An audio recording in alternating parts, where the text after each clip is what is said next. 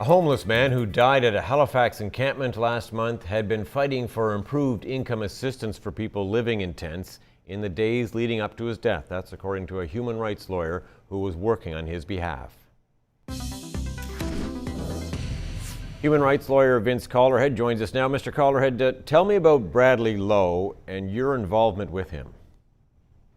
Bradley was a 30-year-old man, terrific personality, vibrant, 6'4", tall and fairly thin man who had been living in the encampment in Victoria Park in Halifax, which is straight across the street from our offices at Penclarkin. And as I would occasionally walk through the park and spoke with people living there, got introduced to Bradley. And that's how I came to know him and to hear about his circumstances and the struggle he was facing. Yeah, he had several disabilities and addiction issues. What was the issue you were helping him with?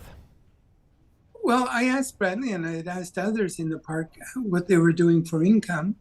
And in his case, he was in receipt of social assistance or income assistance, as some people call it. But when I asked how much, he said the province was only giving him $380 per month for his basic needs, which doesn't take a rocket scientist to know that that's obscenely inadequate. And so I was working with him to see whether we couldn't qualify for what's called the standard household rate for a person with a disability. And so we got going on that and applied for it, were turned down, and then appealed to the Assistance Appeal Board, which is an independent tribunal which adjudicates these disputes. So can you explain that just a little bit more for us? I mean, aside from the dollar figure that he was receiving being so low, what was the basis by which you felt he should be able to attain more income assistance from the provincial government? Right. So that full rate is provided to people with disabilities who either rent or own their own accommodation. And Bradley was adamant in the view that, yeah, he did own his own tent where he lived, and that was his accommodation.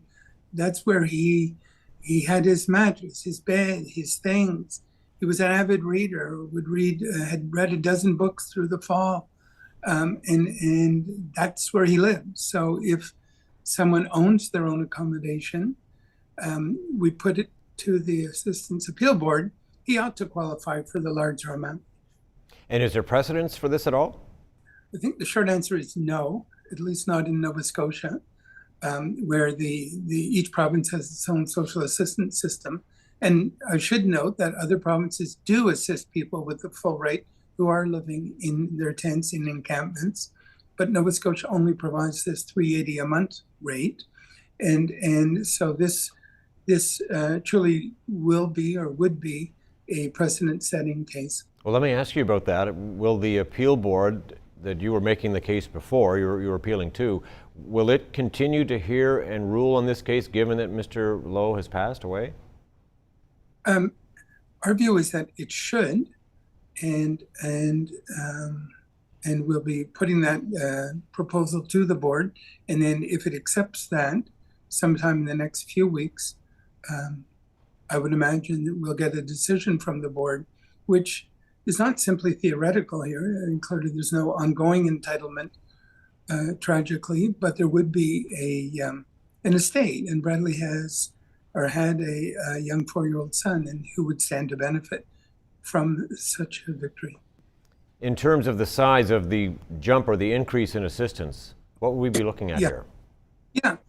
Well, he had been receiving $380 a month, and that amount, if his appeal were to be successful, would go to $950 a month. Quite a sizable increase, not nearly enough, really, but nonetheless a sizable increase. I mean, the real issue here is inaccessible and unaffordable housing for people in poverty. So there's lots of issues around the accessibility of rent supplements, all of which can be dealt with fairly straightforwardly.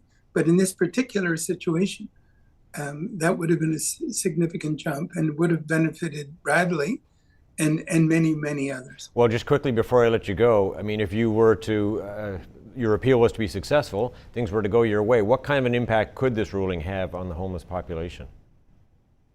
It would serve as a precedent that other people in that situation could appeal to the Department of Community Service and say, hey, I was and I am in precisely the same situation. I want the same treatment as this appeal board has ruled they're entitled to. Mr. Calderhead, we'll wait to see how this does turn out. Thank you very much. Yeah, thanks for your interest.